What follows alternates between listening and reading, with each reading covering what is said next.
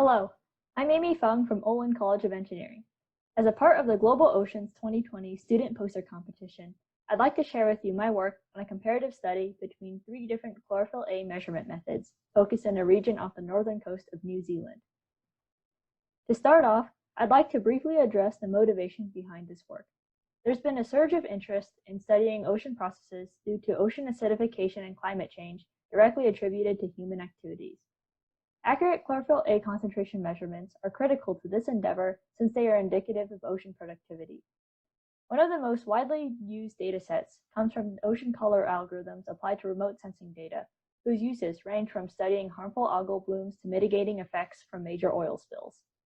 Our heavy reliance on these algorithms emphasizes the importance that this data is verified by in situ measurements, particularly since its accuracy has been documented to vary by region and concentration. This study focuses on comparing 3 different chlorophyll-A measurement methods that are widely used today.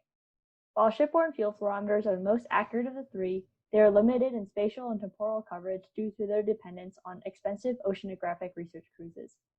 The biogeochemical Argo floats helps to increase the coverage of fluorometer data by automating the data collection.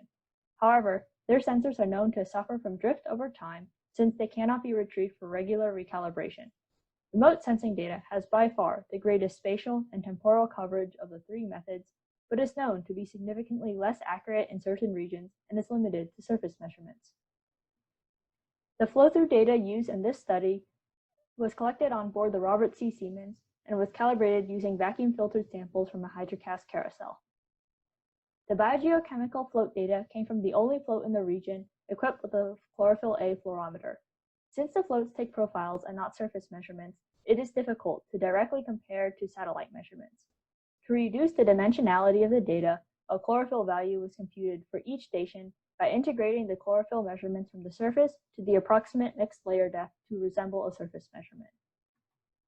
The remote sensing data used in this study came from the VIIRS SNPP dataset over the same time period as the other 2 datasets. Since this data is recorded in standard units, no additional calibration or unit conversion was necessary. To compare the datasets, each data point in the biogeochemical Argo and flow-through sets were matched with the nearest satellite measurement from the same time period, which is presented in the figures on the slide. Visually, it appears that there is better consistency between the datasets at lower concentrations than in higher concentrations. When plotting the same data with satellite measurements on the x-axis, this trend becomes even more apparent. To formally separate the data into high and low concentration clusters, a Gaussian mixture model was used.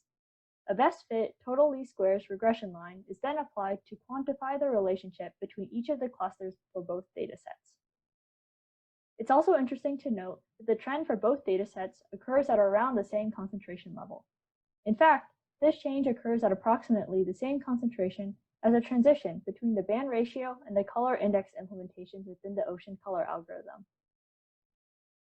Using a modified percent difference formula, we can create histograms that more clearly illustrate the differences.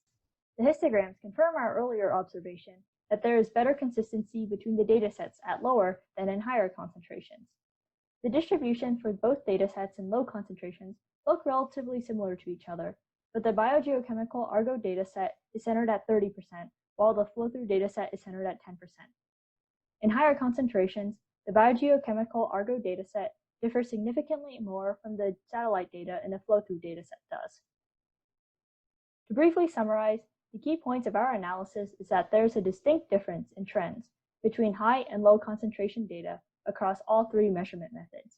The biogeochemical Argo data consistently reports higher than satellite data, and the flow-through reports higher than satellite values at low concentrations and lower than satellite values at high concentrations. Overall, the primary takeaway from this study is that in chlorophyll-A data, the measurement method's impact on the results is non-trivial and should be taken into consideration, especially when analyzing data from different sensors.